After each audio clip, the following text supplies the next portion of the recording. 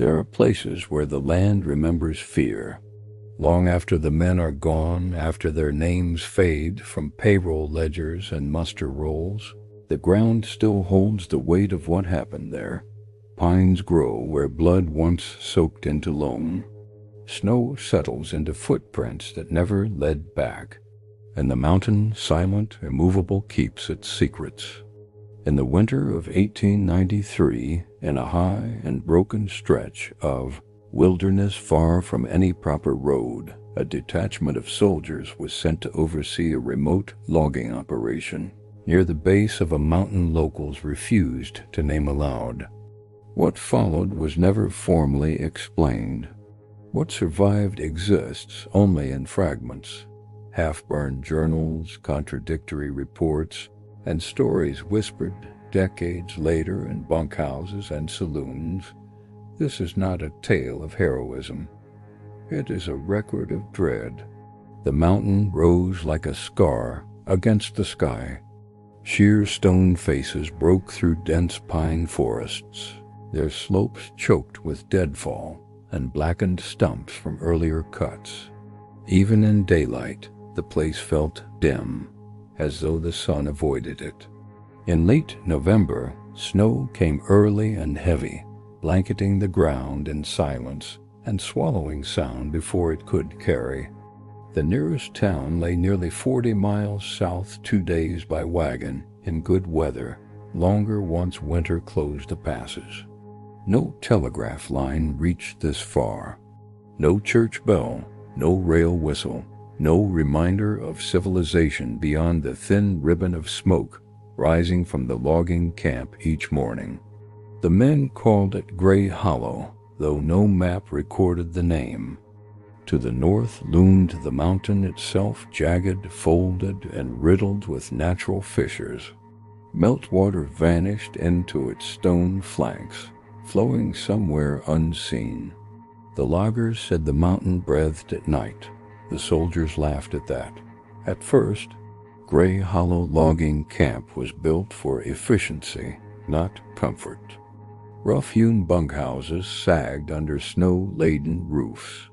Lantern light leaked through warped planks after sunset, casting long yellow slashes across the ground.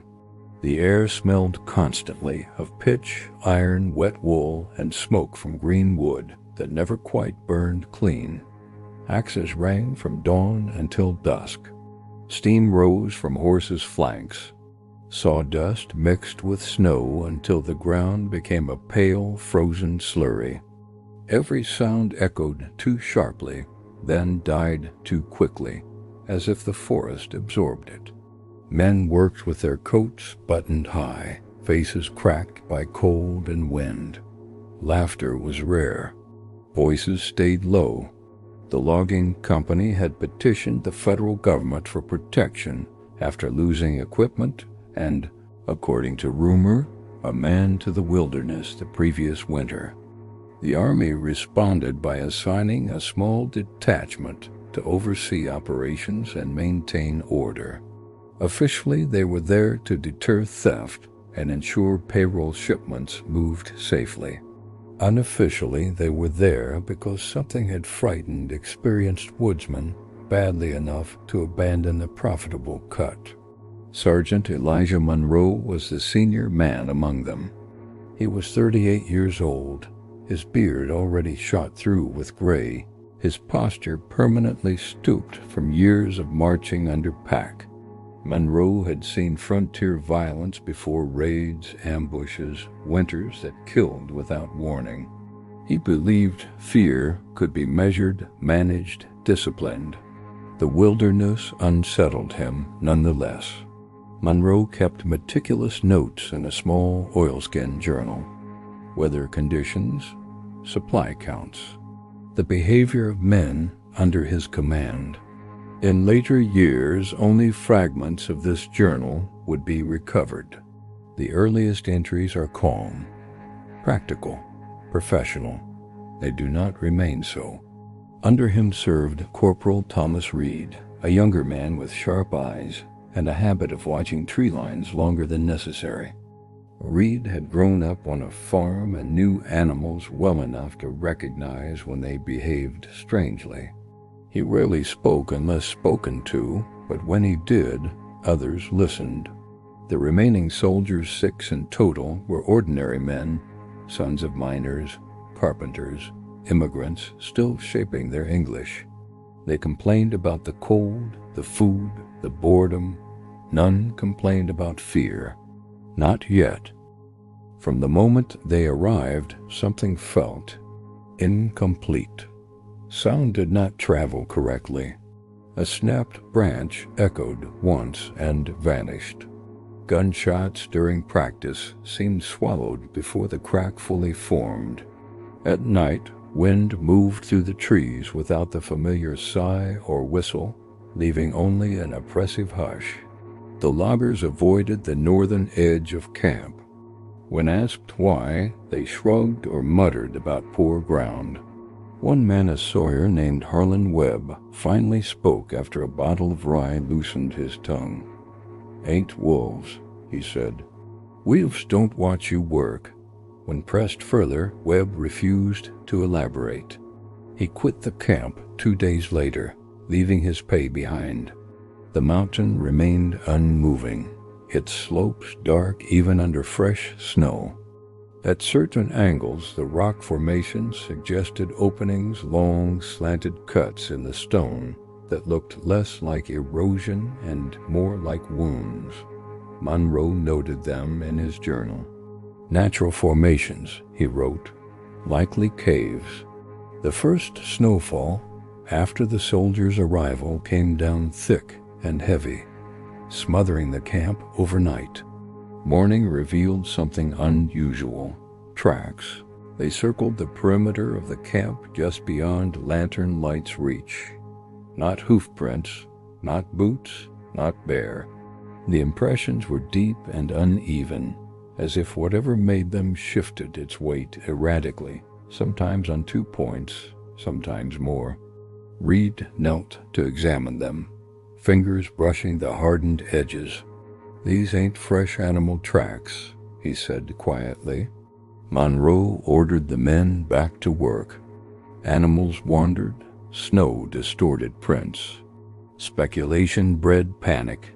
Yet that night, as the camp settled into uneasy sleep, a sound rolled down from the mountain.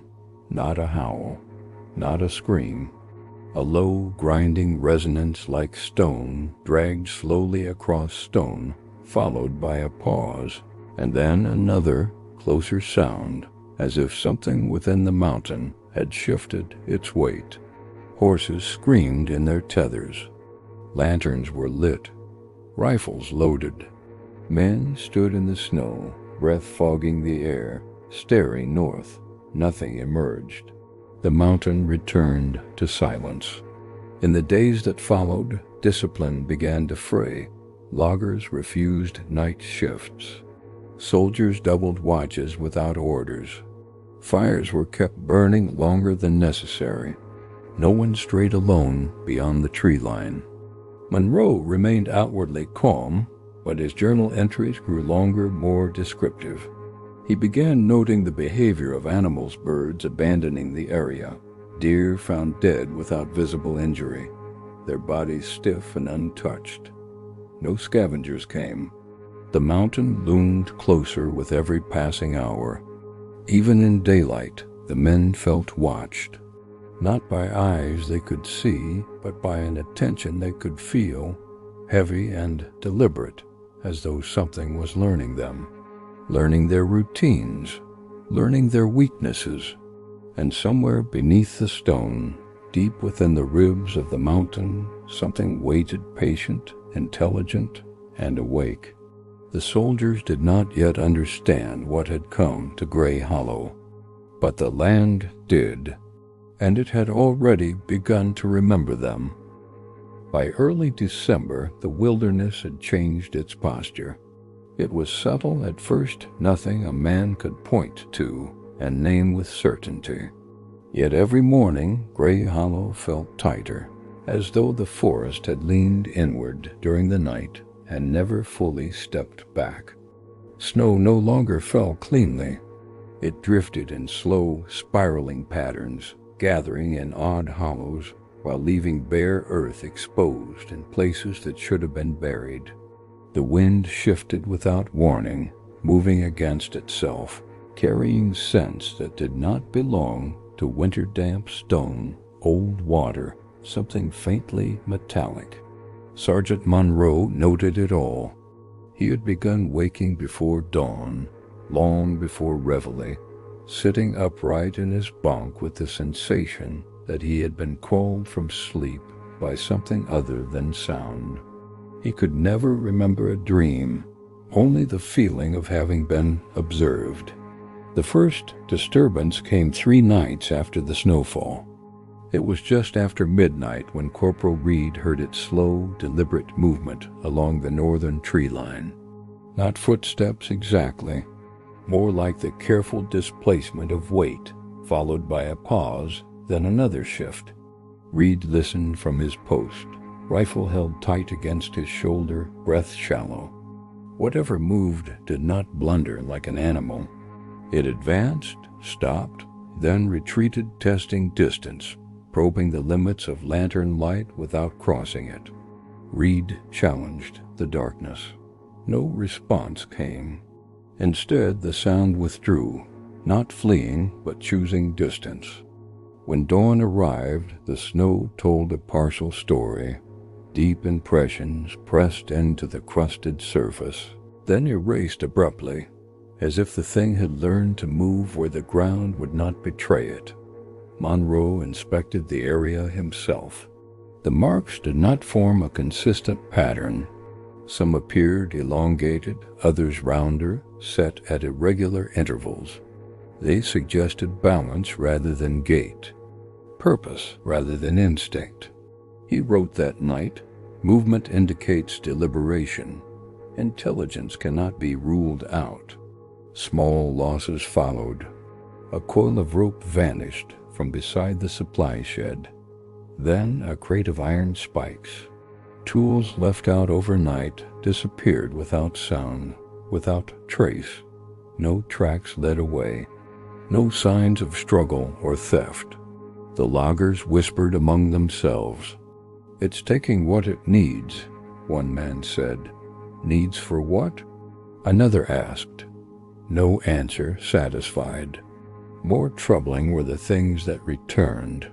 One morning, a saw blade was found propped upright against a pine tree at the edge of camp.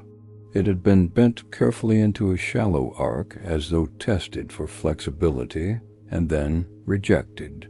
Another night, a soldier's wool cap went missing. It reappeared days later, placed neatly atop a stump 50 yards from the bunkhouses. Untouched by weather, its shape preserved as if something had held it, examined it, and set it down again. No one claimed to have moved it. The oldest logger in camp, Silas Crowley, had worked timber since before the war. He spoke little and drank less, but when the saw blade was found, he asked to speak with Monroe privately. They stood near the fire pit, smoke curling low in the cold air. "You ever hear of the Stone Walker?" Crowley asked. Monroe shook his head. Crowley glanced north toward the mountain. "Tribes used to warn about things that lived inside rock, not caves inside. Said they came out in winters when men cut too deep. Said they watched camps for days before taking anything living." Monroe dismissed it gently. Legends traveled wherever fear took root. He reminded Crowley that stories grew teeth in isolation. Crowley did not argue. "Used saying, Sergeant," he replied. "Those stories always start the same way." A day later, Reed discovered something else. While clearing a collapsed storage lean-to, he uncovered a rusted tin box sealed with pitch. Inside were scraps of paper, old, brittle, written in different hands. Logging records from a previous operation abandoned nearly 15 years earlier. One journal entry stood out. December 3rd, heard movement again. Not wolves. They do not come this close without sound. Men refuse North Cut. I don't blame them. Another followed, written shakily. Saw it watching from the stone face. It learned where the light ends. The journal ended abruptly. No names were signed. Monroe read the pages twice, then locked them away. He told no one except Reed. Even then, he softened the words, stripped them of their fear. Still, the unease spread. Twilight became the most dangerous hour. As the sun dipped behind the mountain, shadows stretched unnaturally long, pooling between trees and structures. Men swore they saw movement just beyond the reach of firelight shapes that broke apart when stared at directly. One sentry fired a warning shot into the dark. The report cracked once, then vanished as though muffled by unseen hands.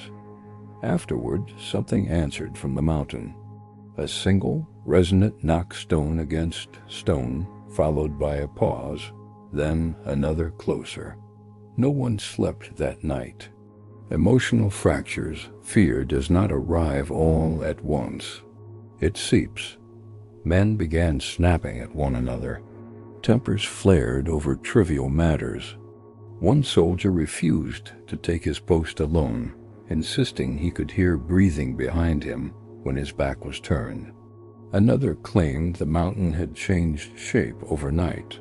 Monroe reprimanded them, but privately he felt the same creeping doubt. The wilderness no longer felt passive. It felt engaged. Reed approached him late one evening. "Sir," he said, choosing his words carefully, "animals don't test boundaries like this. They don't return things. They don't wait." Monroe said nothing. That night, snow fell again light, almost gentle.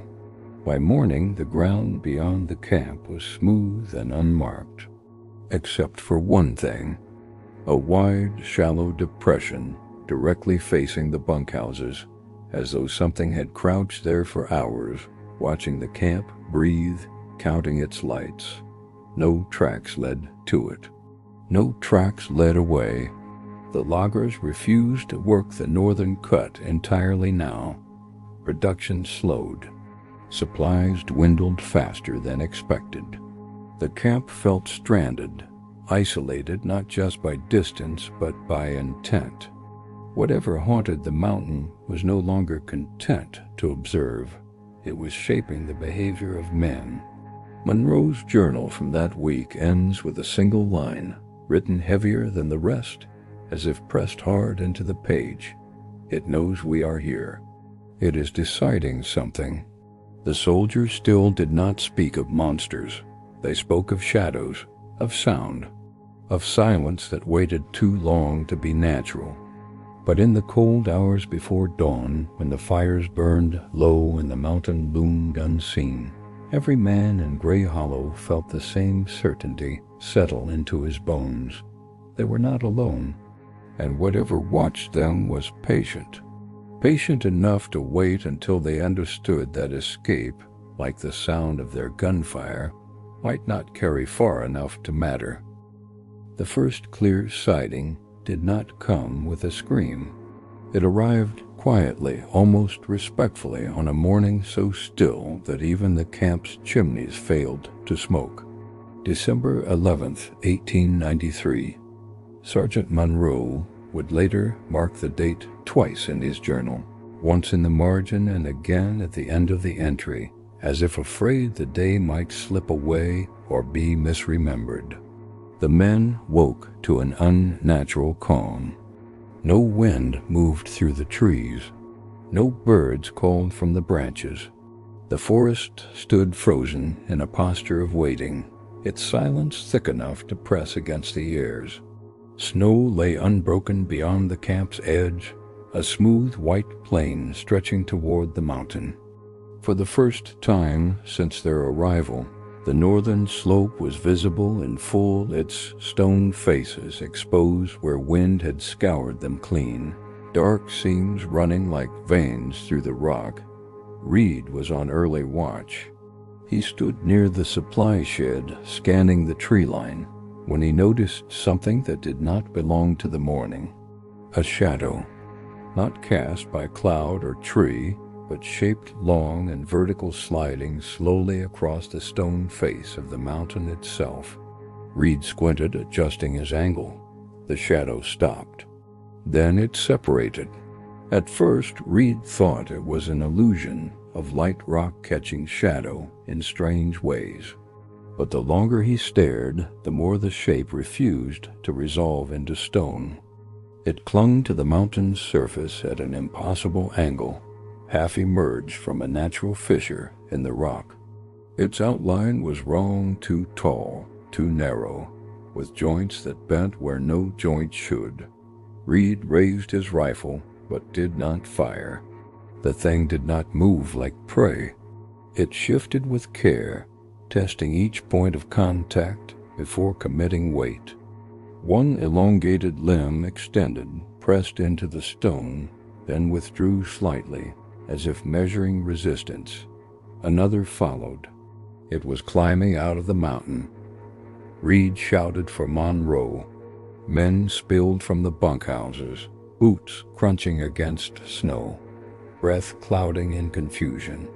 They followed Reed's outstretched arm to the stone face. Someone laughed nervously. "That's just rock," a logger said. Then the shape turned its head. No face could be seen, not clearly, but there was the undeniable sense of orientation, of attention. The thing had acknowledged them. The laughter died. The creature did not fully emerge. Instead, it paused, half in, half out, its body framed by stone like a wound refusing to close. Its surface appeared uneven, textured, as though layered in mineral and hide both. Then, impossibly, it shifted its weight and descended. Not falling, descending. It did not climb like a man. It did not leap like an animal. It flowed downward, redistributing its mass with slow, deliberate precision. Limbs extended and retracted in silence, each movement calculated to avoid sound. No snow fell from the ledges it passed. No stone loosened. The men watched, frozen, as it reached the lower slope and slipped behind a stand of pines just beyond clear view. The forest swallowed it whole. For several long seconds no one spoke. Then the sound came. A deep, resonant exhalation, low and vibrating, rolled through the trees. Not loud enough to echo, but powerful enough to be felt in the chest. The mountain answered with silence. Monroe was the first to move. He ordered the men back, rifles ready, perimeter tightened. His voice remained steady, but his eyes never left the tree line. "No one fires unless ordered," he said. "We observe. We do not provoke." Inside, his certainty had shattered. He had seen animals before. He had seen men do terrible, unnatural things. This was neither. Reed stood beside him, face pale. "It came from inside the rock," he said quietly, like it was waiting there. Monroe did not contradict him. The creature did not return immediately. Instead, the day stretched into something unbearable. Every snapped twig drew rifles. Every shifting shadow froze men in place. Work ceased entirely. The loggers huddled near the fires, eyes fixed on the forest. By afternoon, Monroe sent 2 men to scout the lower tree line together, armed, instructed not to pursue anything. They returned shaken. They had found impressions in the snow unlike any before, deep, asymmetrical marks that suggested limbs bending sideways, weight distributed unevenly. More disturbing still were the signs of pause places where the impressions stopped entirely, as though the creature had stood perfectly still, watching, listening, waiting. Dusk fell early. As the last light drained from the sky, a figure emerged at the edge of visibility. It did not rush. It stood just beyond the reach of lantern glow, its outline barely discernible against the darkened trees. The men could not see its features, but they could sense its posture upright, balanced, attentive. It had chosen a position where it could be seen, but not examined. A calculated distance. One soldier whispered a prayer. The creature tilted its head. The motion was unmistakable. It had heard him. The realization settled heavily over Gray Hollow. They were not merely lost in the wilderness. They were being contained. The creature did not attack. It did not flee. It simply remained, marking its presence, testing reactions, learning the cadence of human fear. When it finally withdrew, it did so without haste, melting back into the forest as though the trees themselves had opened to receive it. That night, no one slept. Monroe wrote until his hand cramped, documenting every detail he could recall, the movement, the sound, the impossible emergence from stone. His final line trembled across the page. This is not an animal defending territory. This is something that hunts with patience. Outside, from deep within the mountain, a single grinding sound echoed slow, deliberate like stone shifting to make room for something that had not yet fully come out. And in that moment, every man in Gray Hollow understood the truth they had been avoiding since the first night. The mountain was not their shelter. It was the creature's lair, and they were standing at its mouth. After the first encounter, the mountain did not retreat into myth. It remained present felt in the way sound behaved, and how the forest seemed to lean inward at dusk, in the subtle rearrangement of the world when no one was watching. Gray Hollow no longer functioned as a camp. It functioned as a perimeter. The creature did not appear every day. That absence was worse than any attack. Men strained their senses constantly, listening for the wrong sound, the almost sound, the displacement of air, the suggestion of weight. Sleep came in fragments. Dreams bled into waking moments. Some swore they heard movement beneath the ground itself, a deep shifting far below the frost line, as though something massive adjusted its position inside the mountain. Animals vanished entirely. No rabbits, no deer.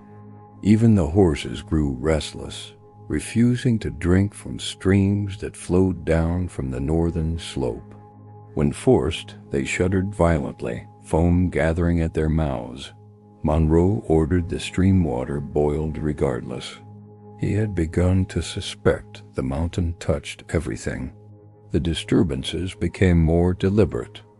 One night, the creature approached close enough for its presence to be felt without being seen.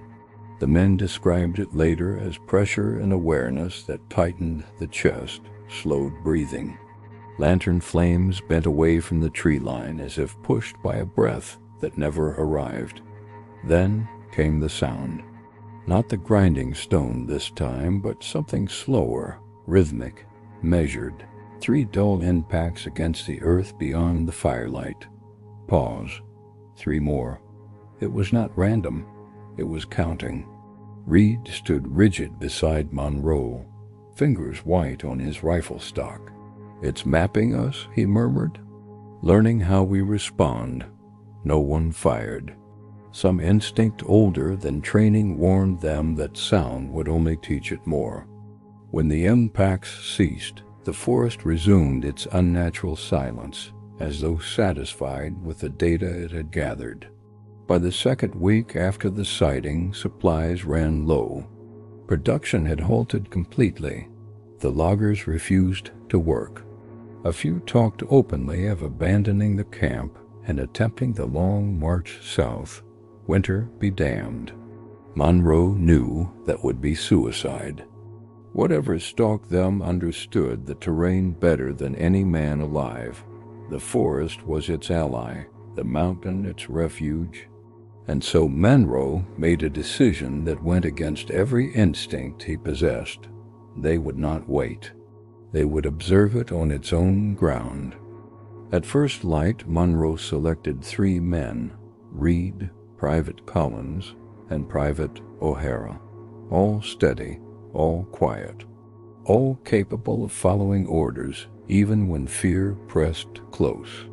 They advanced slowly into the northern cut, rifles slung but ready, eyes scanning every shadow. Snow muffled their steps, but Monroe suspected stealth no longer mattered. The creature knew where they were the moment they crossed the invisible line beyond camp. The forest felt wrong. Trees stood too still, their branches frozen mid-gesture. The air smelled of damp stone and old cold-like cellars sealed for decades. No birds, no insects, no sound beyond the careful movement of men. They found the first sign within minutes. A pine tree had been peeled. Not clawed, peeled. The bark had been removed in long, careful strips, exposing pale wood beneath. The edges were smooth, not torn. Whatever had done it possessed both strength and restraint. Reed touched the surface. It was warm. Further in, they found the tool cache. The missing rope, the iron spikes, the bent saw blade arranged deliberately in a shallow depression near a rock outcrop. Nothing buried, nothing damaged beyond examination. A collection. Collins whispered what no one else would. "It's studying us." Monroe said nothing, but his silence confirmed the thought.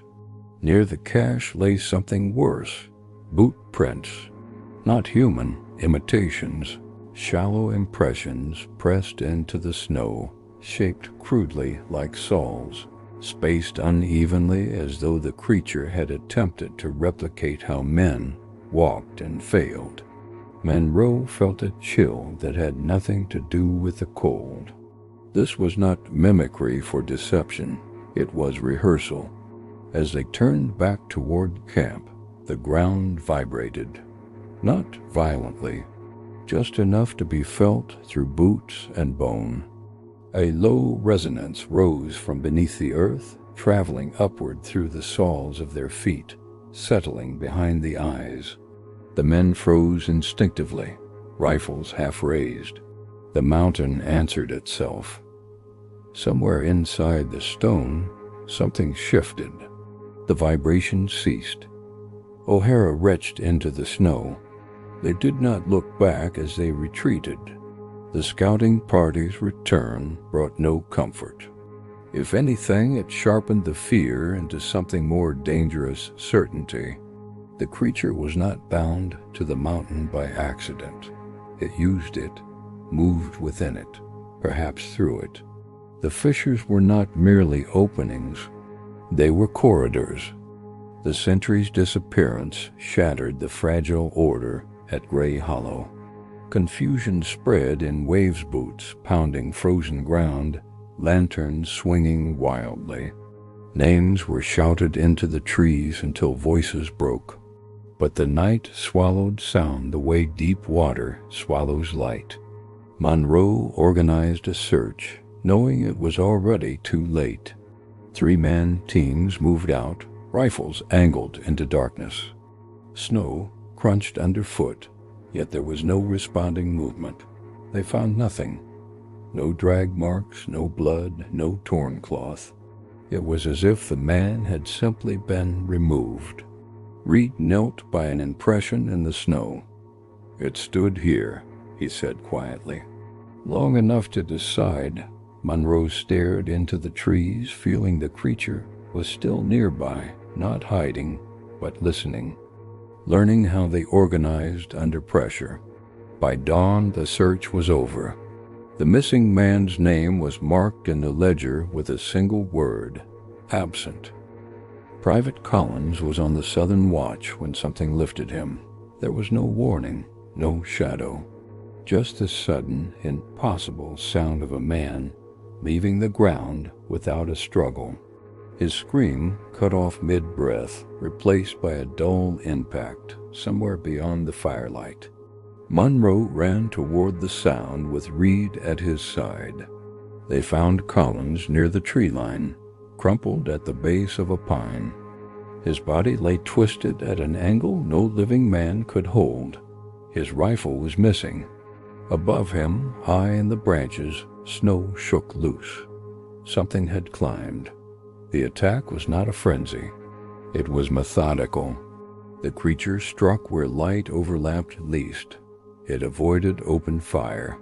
It retreated the moment resistance concentrated, reappearing seconds later at another edge of camp. Men began to realize the truth too late. They were being separated, drawn outward, picked. O'Hara broke formation in panic, sprinting toward the supply shed where he believed more ammunition was stored. The darkness closed around him as he ran. The sound that followed was not a scream, but a sharp, hollow crack like thick wood, snapped under pressure. No one went after him. During one brief moment of terrible clarity, the creature passed through a band of lantern light. Not fully, just enough. Men saw fragments. A surface that caught light dully, neither fur nor skin nor stone, but something layered. Limbs that bent sideways, redistributing weight in ways that defied anatomy. A silhouette that seemed to shift even as it moved, as though its shape were not fixed. And eyes, not glowing, reflective, set deep, catching lantern light and throwing it back without warmth or emotion. The men froze. The creature did not. It moved through the light and out again, unharmed. During one brief moment of terrible clarity, the creature passed through a band of lantern light, not fully, just enough. A surface that caught light dully, neither fur nor skin nor stone, but something layered. Limbs that bent sideways, redistributing weight in ways that defied anatomy. A silhouette that seemed to shift even as it moved, as though its shape were not fixed. And eyes, not glowing, reflective, set deep, catching lantern light and throwing it back without warmth or emotion. The men froze. The creature did not. It moved through the light and out again, unharmed. Monroe realized they could not hold the camp. The creature controlled distance, darkness, and timing. Every advantage lay with it. Remaining meant annihilation, one man at a time. He shouted the only order left. Fall back to the western ridge, together, do not run.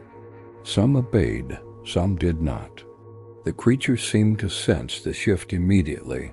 The impacts grew heavier, faster. A bunkhouse wall collapsed inward, spilling men into the snow. Screams overlapped, indistinct, stripped of individuality. Reed stayed close to Monroe, firing only when necessary, conserving ammunition, watching the dark for movement rather than shape. "It's hurting us," he said between breaths. Toward the mountain, Monroe felt the truth of it settle like lead in his chest. As they reached the western edge, the ground gave way beneath one of the loggers, a shallow sinkhole concealed by snow. He vanished with a cry that echoed strangely, distorted, as though the earth itself had reshaped the sound. The hole collapsed behind him. No one stopped. Behind them, from the direction of the camp, came the grinding resonance, again stone shifting, satisfied. The creature was no longer merely hunting. It was claiming. The survivors reached the ridge just as full darkness fell. They clustered together, backs to one another, lanterns raised, rifles trembling. Below them, gray hollow burned fires, spreading unchecked through shattered structures. throwing wild shadows against the trees. The creature did not follow them onto the ridge. Instead, it circled below unseen, its presence marked only by movement in the snow and the occasional deliberate sound of something heavy stepping just out of sight. Then, slowly, it withdrew, not defeated. The night grew quiet again. Too quiet, Monroe counted the men. Less than half remained.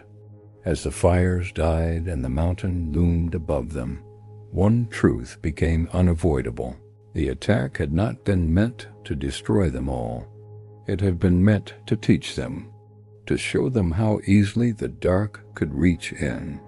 And somewhere in the forest, carrying a stolen rifle and the knowledge of how men screamed, the creature was already preparing for what came next. Dawn did not bring relief. It arrived pale and distant, filtered through smoke and drifting snow, revealing a world that no longer resembled a camp or a battlefield, but a ruin abandoned mid-breath.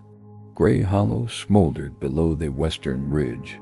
Blackened timbers jutted from the snow like broken ribs. The fires had burned themselves out unevenly, leaving pockets of warmth surrounded by frozen ash. Nothing moved among the remains. No scavengers came. No birds circled. The mountain watched. Monroe gathered the survivors in the gray light. 7 men remained. No one spoke the names of the missing.